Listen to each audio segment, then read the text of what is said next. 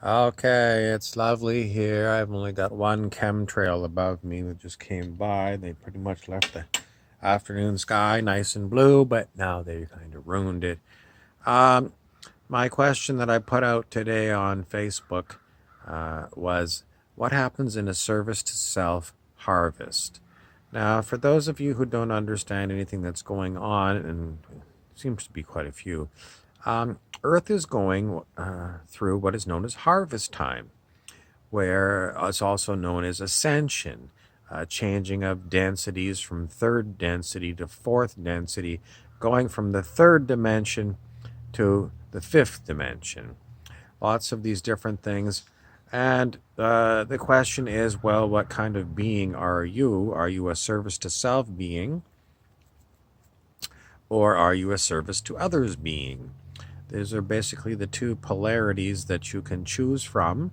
And um, the information I got back was the Earth is undergoing a positive harvest. In other words, service to others will be the main group of humans going through ascension. Will there be some that are still service to self? Yes. We see it all the time. The chemtrail people, service to themselves. These are also known as the Illuminati bloodlines.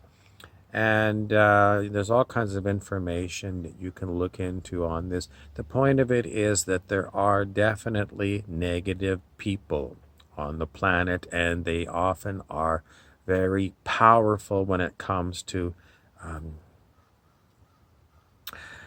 well, we used to call them the 1% 10 years ago, and just very filthy rich people. And someone wanted to say they're slaves, in other words, people that work for them.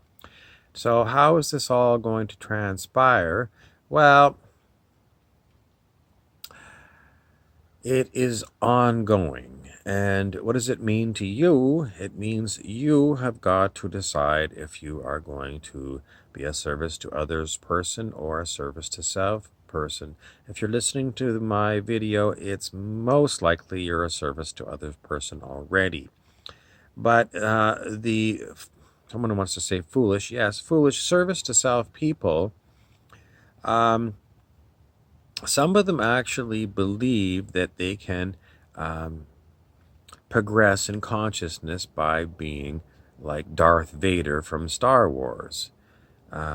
And we did see Darth Vader actually progressed by finally letting go of his dark hatred. And but it seems like, in the Star Wars movies that there's quite a number of these dark beings that are service to themselves.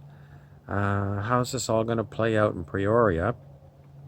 Well, I haven't been to Peoria, Illinois, but that's what we always say. How's this going to actually appear to us, us the living here on planet Earth?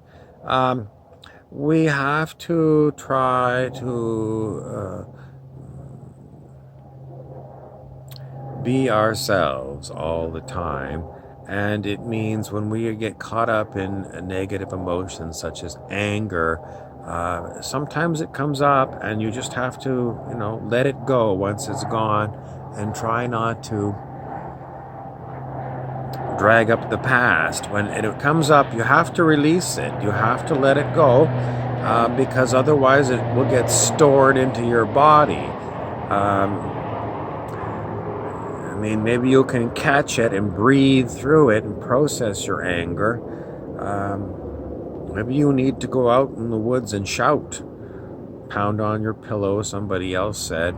But the whole point of it is there's so much of this old energy that keeps coming up and needs to be released, and we don't want to propagate it for the future.